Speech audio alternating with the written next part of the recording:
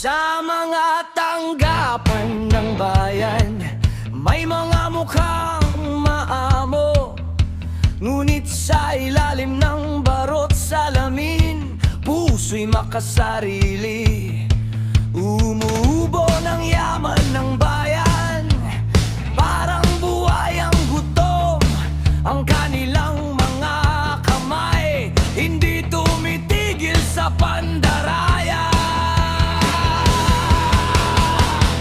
Mga buhaya sa gobyerno, kinakain ninyo ang kinabukasan ng mga mahihirap na tao. Mga buhaya, mga traidor ng bayan, inuubos ninyo ang pondo na para sa ikabubuti ng lahat.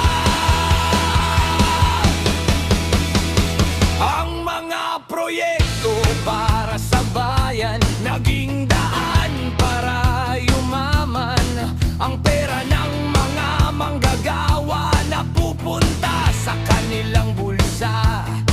Nagsasabi ng katarungan, ngunit sarili ang inuuna. Parang buhayang naghihintay sa biktima niyang kawawa. Mga buhaya sa gobyerno, kinakain ninyo ang kinabukasan ng mga mahihirap na tao. Mga buhaya, mga burayko ng bayan, inuubos ninyo ang pondo na para sa ikabubuti ng lahat.